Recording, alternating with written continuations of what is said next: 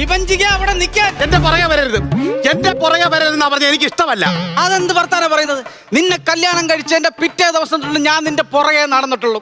ഇപ്പോഴും പുറകെ തന്നെ നടക്കുന്നത്. അതിന്റെ അങ്ങനെ പറഞ്ഞിട്ട് കാര്യമൊന്നുമില്ല. നിങ്ങൾ എന്റെ പുറകെ നടക്കണ്ട. എനിക്ക് നിങ്ങളെ ഇഷ്ടമല്ല, ഇഷ്ടമല്ല, ഇഷ്ടമല്ല. കല്യാണം കഴിച്ച് മൂത്ത ചെറുക്കൻ +2 പഠിക്കുക, ഇളയവൻ 8ാം ക്ലാസ്സിലുമായി. അപ്പോഴാ അവള് പറയുന്നത് എന്നെ ഇപ്പൊ ഇഷ്ടമല്ലെന്ന്. എനിക്ക് ദേഷ്യം വന്നു കഴിഞ്ഞാൽ എന്താ ചെയ്യുന്നതെന്ന് എനിക്ക് പോലും അറിയത്തില്ല. എന്തോ മനസ്സിലായി, ഒന്നും മനസ്സിലാകാതെ അവിടെ ഇരിക്കുക. സംഭവം മനസ്സിലാകാൻ പോകുന്ന കാര്യം പുറകെ വരുന്നേ ഉള്ളൂ. 2 ആഴ്ചയായിട്ട് ഇവക്ക് ഒരേ ആഗ്രഹം, കാഴ്ച ബംഗ്ലാവിൽ വന്ന് ചിമ്പാൻസിയെ കാണണമെന്ന്. ഞാൻ പറഞ്ഞു, ഈ കാശില്ലാത്ത സമയത്ത് വെറുതെ കാഴ്ച ബംഗ്ലാവിൽ വന്ന് ചിമ്പാൻസിയെ കാണുന്ന എന്തിനാണ്? നീ നിന്റെ വീട്ടിൽ പോയിട്ടൊന്ന് വരാൻ പറഞ്ഞു. ഉടനെ ഇവള് പറയുവാണ്, എന്റെ അച്ഛനെ ചിമ്പാൻസി എന്ന് വിളിച്ചു കഴിഞ്ഞാൽ എന്റെ സ്വഭാവം മാറുമെന്ന്. നിങ്ങൾ പറ, ഞാൻ പറഞ്ഞതിനൊക്കെ ഇവിടെ അച്ഛനെ ഞാൻ എവിടെയാണ് ചിമ്പാൻസി എന്ന് വിളിച്ചത്? എന്തോ മനസ്സിലായെന്ന്. എന്താ മനസ്സിലായെന്നാ? നിങ്ങൾ എന്റെ വീട്ടിൽ പോകാൻ പറഞ്ഞപ്പോ തന്നെ മനസ്സിലായി നിങ്ങൾ എന്റെ അച്ഛനെ ഉദ്ദേശിച്ചാ പറഞ്ഞത്. എടി, നിന്റെ അച്ഛനെ ഞാൻ ചിമ്പാൻസി എന്ന് വിളിച്ചിട്ടില്ല. വീട്ടിൽ പോയിട്ട് വരാനല്ലേ പറഞ്ഞത്. കാഴ്ച ബംഗ്ലാവിൽ പോകാൻ കാശില്ലെന്ന് പറഞ്ഞു. സംഭവം ഉള്ളതാ. പണിക്ക് പോയിട്ട് കുറെ നാളായി. നിന്റെ കൈ കിടക്കുന്ന 2 പവന്റെ വള ഊരിത്തന്നാ അതുകൊണ്ട് പണയം വെച്ചോ വിറ്റോ നമുക്ക് കാഴ്ച ബംഗ്ലാവിൽ പോയിട്ട് അടിച്ച് പൊളിച്ച് വരാന്ന് പറഞ്ഞു. ഉടനെ ഇവൾ എന്റെ അടുത്ത് പറയുവാണ്, അച്ഛൻ തന്ന വളയാ, അത് ഊരുന്ന പ്രശ്നമേ ഇല്ലെന്ന്. ഇവിടെ വന്ന ആ വളയുടെ പേരും പറഞ്ഞ് 1ഉം 2ഉം പറഞ്ഞ് വഴക്കുണ്ടാക്കി. അതിന് ഇവൾ എന്താ ചെയ്തതെന്നറിയാവോ? കയ്യിൽ കിടന്ന 2 പവന്റെ വള ഊരി ആ സിംഹത്തിന്റെ കൂട്ടിലെറിഞ്ഞ് കൊടുത്തേക്കാണ്. ഇനി അത് എങ്ങനെ തിരിച്ചെടുക്കുന്നു നിങ്ങളൊന്ന് ആലോചിച്ചോ. സിംഹത്തിന്റെ കൂട്ടിൽ കൊണ്ടിരുന്ന തന്നെ നല്ലത്. ഇങ്ങനെ കൊടുത്തു കഴിഞ്ഞോണ്ടല്ലോ, ഇങ്ങനെ അങ്ങനെ കൊണ്ടുപോയി കളഞ്ഞ് കള്ളു കുടിച്ച് എല്ലാം കൊണ്ട് വെറുതെ കളയും. അതുകൊണ്ടാണ് ഞാൻ സിംഹത്തിന്റെ കൂട്ടി കൊണ്ടിട്ട് അവിടെ കിടക്കട്ടെ. വളയെടുത്ത് സിംഹത്തിന്റെ കൂട്ടിലിറങ്ങിട്ട് എന്റെ അടുത്ത് സംസാരിക്കാൻ വന്ന ഒറ്റ പെരുക്ക് ഞാൻ വെച്ചേരും. സ്ത്രീ സുരക്ഷ, പിങ്ക് പോലീസ്, വനിതാ കമ്മീഷൻ എല്ലാം ഇവരുടെ കൂടെ. നമുക്കെന്താ ഉള്ളത്? നമുക്കുള്ളത് പുരുഷ സഹായ സംഘം. അതിൽ നിന്ന് എനിക്ക് ഇതുവരെ ഒരു സഹായവും കിട്ടിയിട്ടില്ല. എന്തൊരു കഷ്ടമാണെന്ന് പറയുന്നത്. ഞാനൊരു കാര്യം പറയട്ടെ, എന്നെ കല്യാണം കഴിച്ചു വിട്ടപ്പോ എന്റെ അച്ഛനുണ്ടല്ലോ 10 പവൻ കൊടുത്തിട്ടാ ഇങ്ങാരോടെ കെട്ടിച്ചു വിട്ടത്. അതിനകത്ത് 5 പവൻ ഇങ്ങനെ കള്ളും കുടിച്ച് ചീട്ടും കളിച്ച് കളഞ്ഞ്. പിന്നുണ്ട് ബാക്കിയുള്ളത് 2 പവനാ. അതാണ് എന്റെ കൈ കിടന്ന്. അത് ഊരി ഞാൻ സുഖത്തിന്റെ അകത്ത് അവിടെ ഇതിനകത്ത് കൊണ്ടിട്ട് കൊടുക്കുകയും ചെയ്തു. ബാക്കി 3 പവൻ എവിടെ? ബാക്കി മറ്റേ വരവല്ലായിരുന്നു. അപ്പൊ നിന്റെ അച്ഛൻ ആ വരയം ഭാർഗവൻ എന്നെ വരവ് തന്ന് പറ്റിക്കായിരുന്നല്ലേ? അല്ലെ തന്നെ നിങ്ങൾക്ക് എന്തോ ഉണ്ടായിരുന്നു യോഗ്യത. ഇങ്ങാരുണ്ടല്ലോ, എന്നെ പെണ്ണ് കാണാൻ വന്നപ്പോ ഞങ്ങളുടെ വീട്ടിൽ ഞങ്ങളുടെ അച്ഛനോട് പറയാ, ഇങ്ങനെ ഹെലികോപ്റ്ററിലെ പൈലറ്റ് ആണ്. എന്റെ ദൈവമേ, ഞാൻ അങ്ങനെ ഒരു കാര്യം പറഞ്ഞിട്ടേ ഇല്ല. നിന്റെ അച്ഛൻ എന്റെ അടുത്ത് ചോദിച്ചു എന്താ ജോലിയെന്ന്. ഞാൻ പറഞ്ഞ് ഹരിപ്പാട് പൈപ്പ് ലൈൻ വെട്ടുന്ന ജോലിയാണ്.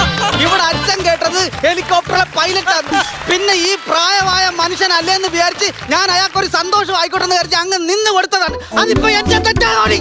എന്റെ അച്ഛനുണ്ടല്ലോ എന്നെ കഷ്ടപ്പെട്ട വളർത്തി, അറിയാവോ? ചിരിപ്പിക്കാതെ പോവി വഞ്ചിക. എന്താ? ഇവരുടെ വീട്ടിൽ കഷ്ടപ്പെടുന്ന ഒരേ ഒരാള് ഇവരുടെ പശുവാ. അത് പട്ടിണി കിടന്നിട്ടാണെങ്കിലും പാല് കൊടുക്കുന്നതുകൊണ്ടാ ഇവരുടെ അച്ഛൻ 3 നേരം പാലെങ്കിലും കുടിച്ച് ജീവിക്കുന്നത്. നിങ്ങൾക്കൊരു കാര്യം അറിയാവോ? ആ വീട്ടിലെ റേഷൻ കാർഡിനകത്ത് ഗ്രഹനാഥ എന്നുള്ള പേരിന്റെ സ്ഥാനത്ത് അമ്മണി പശു എന്നാ എഴുതി വെച്ചേക്കുന്നത്. എന്താ പറയുന്നത്?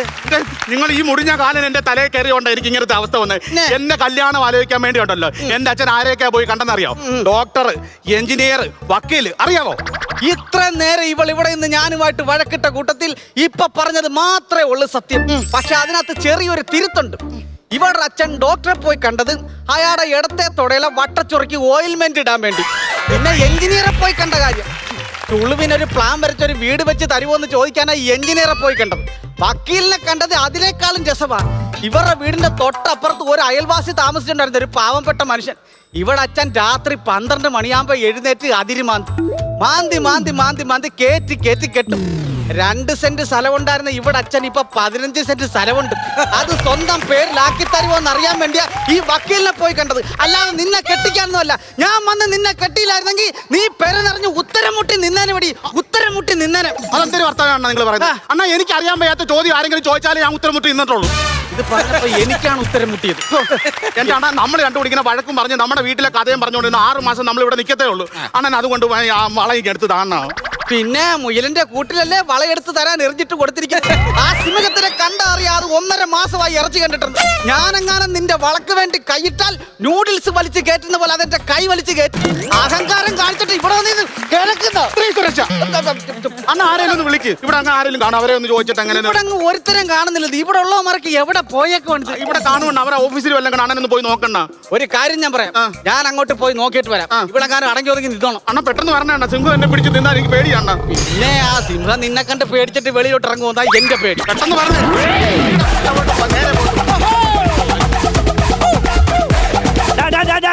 മിണ്ടാതെ ഇന്നലെ വൈകിട്ട് നിനക്ക് മൊത്തം തിന്നാ തന്നിട്ടില്ലല്ലോ ഞാൻ പോയത്. ആഹാരം തന്ന മുടിയും ചീകി വെച്ച് മര്യാദക്കില്ല ഞാൻ പോയത്. നിന്റെ പറച്ചിൽ കേട്ടാത്തോന്നല്ലാണ് നിന്നെ മാത്രം ഞാൻ ഇവിടെ നോക്കിയാൽ മതിയെന്ന്. ബാക്കി ഈ കൂട്ടി കിടക്കുന്നവരെ ഒന്ന് നോക്കണ്ട ഇവിടെ. സാറേ സാറേ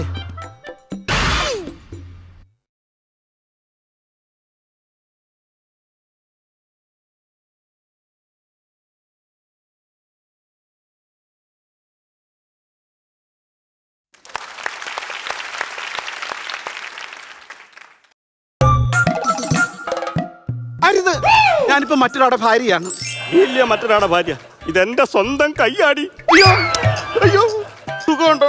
അയ്യേ ഉമ്മ വെച്ചാ എന്തോ സുഖം. സുഖമുണ്ടെന്നല്ല, സുഖമുണ്ടെന്ന് വിളിച്ചതാ. അപ്പൊ നീ എന്റെ പേര് മറന്നില്ല. അണ്ണന്റെ പേര് ഞാൻ എങ്ങനെ മറക്കാനാണ്? പക്ഷെ നിന്റെ പേര് ഞാൻ മറന്നുപോയി. വിഭജിക. ഇത്രയും നീളമുള്ള പേരൊക്കെ ആരോർത്ത് വെക്കാനാ? അല്ലേ തന്നെ ഇവിടെ പേരിൽ തന്നെ കിടപ്പുണ്ടല്ലോ. എന്തുവാ? നീ ഒരു വഞ്ചകിയാന്ന്. വഞ്ചകിന്നല്ല, എന്റെ പേര് വിഭജിക എന്നാ. എന്നാലും നിനക്ക് എന്നോട് ഇങ്ങനെ ചെയ്യാൻ എന്ത് തോന്നിയായിരിക്കും? ഞാൻ എന്തോ ചെയ്യുന്നതാണ് നീ പറയുന്നത്? നീ എന്റെ കയ്യിലടിച്ച് സത്യം ചെയ്തില്ലൂടി നീ എന്നെ മാത്രം കെട്ടത്തുള്ളൂ. അണ്ണ അത് സത്യം ചെയ്യുന്ന പറഞ്ഞു കഴിഞ്ഞാല് അച്ഛന്റെ കയ്യിലൊരു വിഷക്കുപ്പി ഇരിപ്പുണ്ടായിരുന്നു. അത് അച്ഛൻ കഴിച്ച് ആത്മഹത്യ ചെയ്യുന്ന പറഞ്ഞുകൊണ്ടാണ് ഞാൻ അന്നേരം അങ്ങനെ അണ്ണന്റെ കൂടെ വരാഞ്ഞത്. ഫ്രഷ് കഥയായത്. ഫ്രഷ് തേപ്പ് കിട്ടുന്ന ആണുങ്ങൾക്ക് മൊത്തം പറയാൻ കാണും ഇതുപോലെയുള്ള ഒരു കഥ.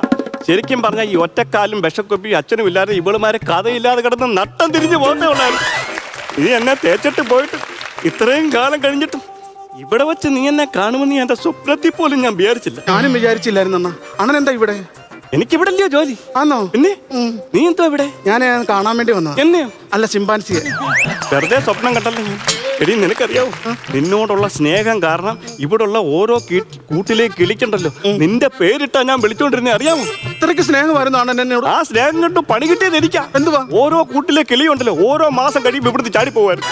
എന്റെ അണ്ണ ഇങ്ങനെ അണ്ണൻ ഇങ്ങനെ ചപ്പിക്കൊള്ളുന്ന പോലെ പറയല്ലേ. എന്താടി പറഞ്ഞാൽ അണ്ണനെ ഉണ്ടല്ലോ, അണ്ണൻ പണ്ട് ഞാൻ സ്കൂളിൽ പഠിച്ചോണ്ടിരിക്കുമ്പോ അണ്ണൻ എനിക്കൊരു മയിൽപ്പീലി തന്നില്ലായിരുന്നു. അത് ഞാൻ ഇപ്പോഴും സൂക്ഷിച്ച് ആ മലയാളം പുസ്തകത്തിനകത്ത് വെച്ചിട്ടുണ്ട്, അറിയാവോ? മയിൽപ്പീലി എന്നിട്ട് പ്രസവിച്ചോ? ഇല്ല, ഞാൻ പ്രസവിച്ചു. 2 പിള്ളേരും ഉണ്ട്. അത് ഞാൻ അറിഞ്ഞായിരുന്നു. ഇതൊക്കെ അറിഞ്ഞിട്ട് നിന്നെ കാണാൻ വേണ്ടി നിന്റെ വീട്ടിൽ ഞാൻ നിന്റെ കെട്ടിയോനെ കാണാൻ വേണ്ടി ഒരു സമ്മാനം കൊണ്ട് ഞാൻ വന്നായിരുന്നു. പിന്നെ നിന്റെ അച്ഛൻ എന്നെ മാറ്റി നിർത്തി എന്തോ പറഞ്ഞെന്നറിയോ? എന്തോ പറഞ്ഞു? ഇന്നലെ ആയിരുന്നു കല്യാണവും സദ്യയും ഒക്കെ, ഇന്ന് വലിച്ചു കയറി വന്നിട്ട് ഒരു കാര്യവും ഇല്ല. എന്നിട്ട് അയാള് മാറ്റി നിർത്തി എന്നോട് വേറൊരു കാര്യം പറഞ്ഞത്. എന്തുവായിരുന്നു? നിന്നെ ഒരു പൈലറ്റാ കെട്ടിക്കൊണ്ട് പോയെന്ന്. അയ്യോ, എന്തായാലും നിനക്ക് പറന്നു കിടക്കുന്ന ഒരു കെട്ടിയാനെ കിട്ടിയല്ലോ. അണ്ണാ എന്നെ ഒന്ന് സഹായിക്കാവോ? അണ്ണാ ഞങ്ങളെ ഞാനും എന്റെ ഭർത്താവും കൂടെ ഇവിടെ വന്നത്. ഇവിടെ വന്ന സമയത്ത് ഞങ്ങൾ അത് ഇന്നും പറഞ്ഞ് വഴക്കുണ്ടായി. ദേഷ്യം വന്നപ്പോ ഞാൻ ഈ എന്റെ കൈ കിടന്ന് വളയും ഒരു ഒറ്റ ഏറ് കൊടുത്ത് ആ സിംഹത്തിന്റെ കൂട്ടി കിടക്കും. ഒന്ന് എടുത്തു തരാമോ? എടുത്തു തരാമോ? എടി നീ കർമ്മ എന്ന് കേട്ടിട്ടുണ്ടോ? എനിക്കറിയാം, പണ്ട് നമ്മളെ സ്കൂളിൽ പഠിപ്പിച്ച സാറല്ലേ അത്. നമ്മുടെ വർമ്മ സാറ്. ഇത് കർമ്മ. ആരെങ്കിലും എന്തെങ്കിലും നാശം കാണിച്ചിട്ടുണ്ടെങ്കിൽ അത് തിരിഞ്ഞ് അവരുടെ കയ്യിൽ തന്നെ വരുപടി. ഇതെനിക്ക് നിന്നോട് പരിഹാരം ചെയ്യാൻ പറ്റിയ ഒരു അവസരമാണ്. ഇത് ഞാൻ എടുത്ത് തരത്തില്ല. അണ്ണ എടുത്ത് തരത്തില്ല. എന്തോ അണ്ണ ഇങ്ങനെ കാണിക്കുന്ന? എടുത്ത് കൊഞ്ചരുത്, എന്റെ അടുത്ത് വരരുത്, എന്റെ അടുത്ത് വരരുത്. കഷ്ടമുണ്ട്. തരത്തില്ല. വെറുതെ ശമ്പളം മേടിച്ച് തിന്നുക എന്നുള്ളതല്ലാതെ ഒരു ഉത്തരവാദിത്വം ഇല്ല ഇവർക്ക്. വകുപ്പ് മന്ത്രിയെ കണ്ട് ഞാനൊരു നിവേദ്യം കൊടുക്കും. അത് അമ്പലത്തിലല്ലേ കൊടുക്കുന്നത്? വകുപ്പ് മന്ത്രി പേടിക്കും. ഇതാരാ? വാർഡ്. ഏത് പഞ്ചായത്തിലെ എത്രാം വാർഡ്? അല്ല, ഇവിടുത്തെ വാർഡനാന്ന് പറയും ഇതൊക്കെ. എടി ഞാൻ എല്ലാം അവിടെ നിന്ന് കണ്ടോണ്ടായി ഇങ്ങോട്ട് വന്നത്. എനിക്ക് 10 തലയാ. നീ എന്തുവാ എന്നോട് പറഞ്ഞിട്ടുള്ളത്? എനിക്ക് 10 പൈസയുടെ ബുദ്ധി ഇല്ലാത്തവനാണ്. ഇങ്ങോട്ടൊന്ന് വന്നേ ചോദിക്കട്ടെ, എന്താ പേര്? വിഭജിക. നിന്നെ ഇങ്ങോട്ട് ആരാ വിളിച്ചത്? നീ വരാൻ. ചോദിക്കട്ടെ, എന്തുവാ നിന്റെ പണി?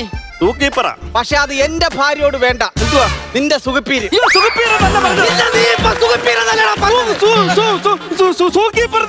സൂക്കീപ്പർ ആണെങ്കിൽ ഏതെങ്കിലും സ്റ്റേഡിയത്തിൽ പോയി ക്രിക്കറ്റ് കളിക്കണം. ഇവിടെ വന്ന് കീപ്പർ ചെയ്യുന്ന എന്തിനാണ് ഞാൻ ചോദിച്ചത്? നീ പിന്നെ കീപ്പറാന്ന് പറഞ്ഞ എന്തിനാടാ?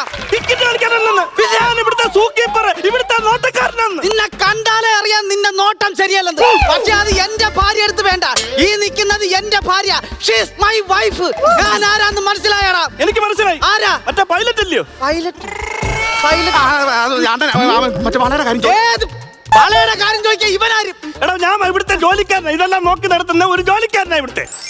എന്റെ അമ്മ, ഇയാൾ ഇവിടുത്തെ എന്റെ അമ്മേ. പണക്കാരനാ. അതല്ലേ ഞാൻ പറഞ്ഞ വളരെ എന്നാ പിന്നെ ആദ്യം പറയണ്ടായിരുന്നു. പെട്ടെന്ന് വള ചോദിച്ചാൽ ഇങ്ങനെ എടുത്ത് തരില്ല. സ്വർണത്തിന്റെ വളയാണ്. ചിലപ്പോ ഇവ മുക്കും. ഇവനെ വളച്ചാ മാത്രമേ വള കിട്ടൂ. നമസ്കാരം സാർ. നമസ്കാരം. ഞാൻ ഈ പെട്ടെന്നുള്ള ദേഷ്യം വന്നപ്പോ എന്തൊക്കെയോ പറഞ്ഞു പോയത്. ഒന്നും മനസ്സിൽ വെച്ചേക്കരുത്. ഇല്ല. സാർ എത്ര വർഷമായി ഇവിടെ? ഞാനൊരു 10-16 വർഷമായിട്ട് ഈ സിംഹത്തിന്റെ കൂടാ. കല്യാണമൊന്നും കഴിച്ചില്ല? സിംഹത്തിനെയോ? അയ്യോ, സിംഹത്തിനെ അല്ല. നിങ്ങൾ കല്യാണമൊന്നും കഴിച്ചില്ല? ഞാൻ കല്യാണമൊന്നും കഴിച്ചില്ല. ഞാൻ ഈ മൃഗങ്ങളുടെ കൂടെ ഒക്കെ ഇങ്ങനെ അങ്ങ് ജീവിക്കുന്നു. നിങ്ങൾ കല്യാണം കഴിക്കാതെ ഈ സിംഹത്തിന്റെ കൂടെ കഴിയുന്നതും ഞാൻ കല്യാണം കഴിച്ച് സിംഹിയുടെ കൂടെ കഴിയുന്നതും ഏതാണ്ട് ഒരുപോലെയാണ്. പിന്നെ വന്നപ്പോ തന്നെ ഈ സിംഹത്തിന്റെ കൂടെ ആയിരുന്നു പരിപാടി? വന്നപ്പോ സിംഹത്തിന്റെ കൂടെ അല്ലായിരുന്നു. പിന്നെ കുറച്ചു നാൾ ഞാനിങ്ങനെ ഈനാം ബീച്ചിയെ നോക്കുമായിരുന്നു. ആ, അങ്ങനെ ഈനാം ബീച്ചിയെ നോക്കി ഇത് ഞാനുമായിട്ട് ഭയങ്കര കൂട്ടായിരുന്നു. അത് ഞാൻ പണ്ടേ കേട്ടിട്ടുണ്ട്. എന്തുവാ? ഈ നാമ്പേച്ചിക്ക് മരപ്പട്ടിയാ കൂട്ടുന്നത്. എന്നിട്ട് ഞാൻ കേട്ടിട്ടില്ലല്ലോ. അത് നിങ്ങൾ കേൾക്കാൻ നോക്കി ഇടക്കൊക്കെ പുറത്തോട്ടിറങ്ങി പഴഞ്ചൊല്ലൊക്കെ ഒന്ന് നോക്കണം. സംഭവം എന്താ പറയാ, ഞാൻ ഇനിയുള്ള കാര്യം പറയാം. പറഞ്ഞാട്ടെ. ഞാനും ഇവളും കൂടെ ഇതൊക്കെ ഒന്ന് കാണാൻ വേണ്ടി വന്നു കഴിഞ്ഞപ്പോ ഇവളും ഞാനും കൂടെ ഒന്നും രണ്ടും പറഞ്ഞ് നിങ്ങൾ രണ്ടും കൂടി ഇവിടെ കാണാൻ വന്നപ്പോൾ നീയും നിങ്ങളുടെ ഭാര്യയും കൂടി ഒന്നും രണ്ടും പറഞ്ഞ് വഴക്കുണ്ടായി. അത് കാരണം നിന്റെ ഭാര്യ നിന്നോടുള്ള ദേഷ്യത്തിന് കയ്യെ കിടന്ന 2 പവന്റെ വളയെടുത്ത് സിംഹക്കൂട്ടിൽ എറിഞ്ഞു കൊടുത്തു. അത് ഞാനെടുത്ത് തകണമെന്നില്ലയോ പറഞ്ഞു വരുന്നത്?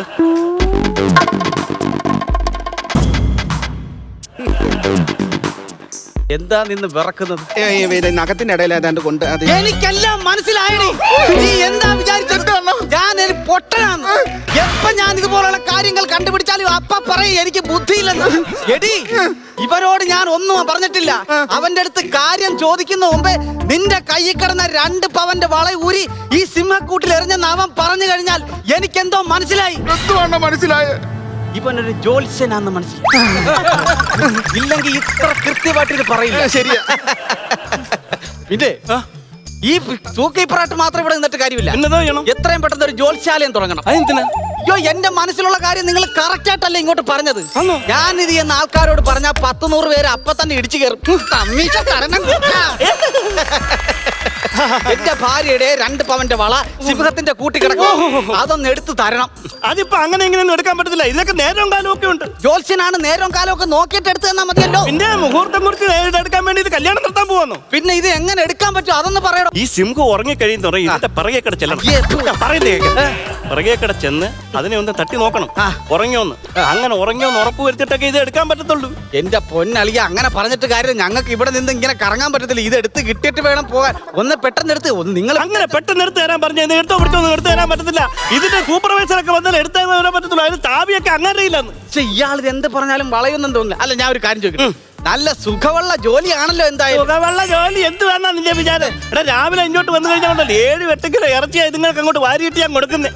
ഇതുങ്ങൾക്ക് ഇറച്ചി വാരിയിട്ട് കൊടുത്തിട്ട് ഒരു കഷ്ടം ഇറച്ചി ചെയ്തിട്ട് ഞാൻ 7 കൊല്ലമായി. അറിയോ? കഷ്ടം. നിങ്ങൾ ഇതൊരു മണ്ടനാടോ. ഡെയിലി 8-7 കിലോ ഇറച്ചി ഇതിനിട്ട് കൊടുക്കുമ്പോ അതിൽ നിന്ന് ഒരു 1/2 കിലോ വെച്ച് മാറ്റിയിരുന്നെങ്കിൽ തനിക്ക് സുഖമായിട്ട് ബീഫ് ഫ്രൈ അടിച്ച് തിന്നൂടെ? ഇപ്പം എന്റെ പണി കളയാൻ വന്നാന്ന് തോന്നുന്നു. ഇതേപോലുള്ള ബുദ്ധിയൊക്കെ ഞാൻ വേണം പറഞ്ഞു തരാൻ. ഇനിയിപ്പോ അത് വിട്ടത് അത് അവിടുന്ന് വരുമെന്ന് എനിക്ക് ഒരു പ്രതീക്ഷ.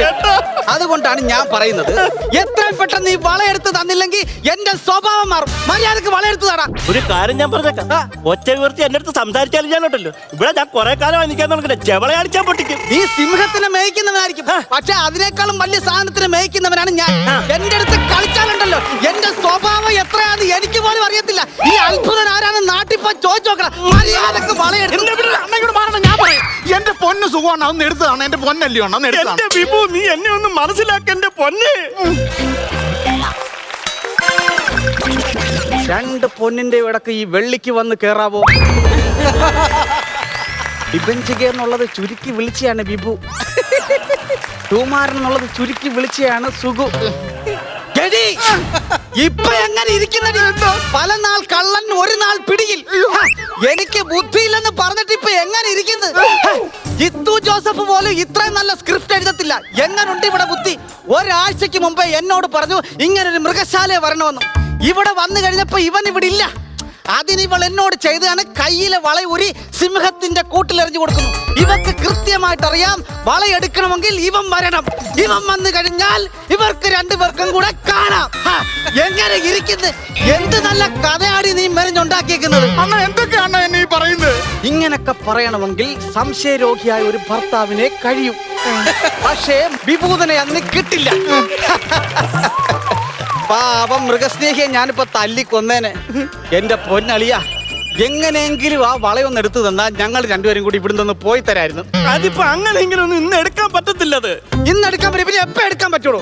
എപ്പോ എടുക്കാൻ പറ്റുമെന്ന് ചോദിച്ചു കഴിഞ്ഞാൽ നാളെ വേണേ പറ്റും. നാളെ എന്താ? കാരണം നാളെ ഈ സിംഹത്തിന് ഈ കൂട്ടിൽ നിന്ന് മാറ്റി ഇന്ന് മരുന്ന് കൊടുക്കാൻ വേണ്ടി ഡോക്ടർ വരും. ആണോ? അന്നേരം ഇതിനകത്ത് വേണേ എടുത്ത് മാറ്റാം. നാളെ എടുക്കാൻ പറ്റുമെങ്കിൽ ഒരു കാര്യം ചെയ്യും, നിങ്ങൾ ഇവിടെ റൂം എടുത്ത് തങ്ങിയിട്ട് നാളെ വളയെടുത്തിട്ട് നമുക്ക് രണ്ടുപേർക്കും പോവാം. എനിക്ക് ഇവിടെ നിന്ന് താമസിക്കാൻ പറ്റത്തില്ല, എനിക്ക് വേറെ പണിയുണ്ട്. ഷോ, ഇതെന്തൊരു കഷ്ടമാണ്. അമ്പലും അടുക്കത്തില്ല, ബില്ലിലും അടുക്കത്തില്ല, പിന്നെ നമ്മളിപ്പോ എന്തോ ചെയ്യണ്ട? ഒരു കാര്യം ചെയ്യാം, ഇവളിവിടെ നിൽക്കും. എന്നിട്ട് നാളെ വളയെടുത്തിട്ട് നീ അങ്ങ് വന്നാ മതി.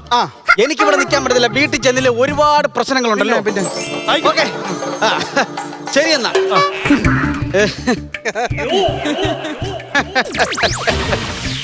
ചെറിയൊരു ലഡു പൊട്ടിയായിരുന്നല്ലേ? പിന്നെ എനിക്ക് എന്തുവാ?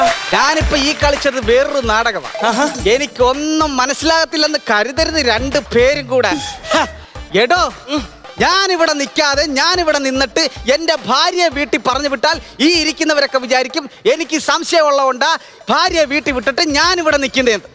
ആ സംശയമില്ല, നല്ലൊരു ഭർത്താവാണെന്ന് തെളിയിക്കാൻ വേണ്ടിയിട്ടാ എൻ്റെ ഭാര്യയെ ഇവിടെ നിർത്തിയിട്ട് ഞാൻ വീട്ടിൽ പോകാൻ തീരുമാനിച്ചത്. എങ്ങനുണ്ട്? കൊള്ളാം.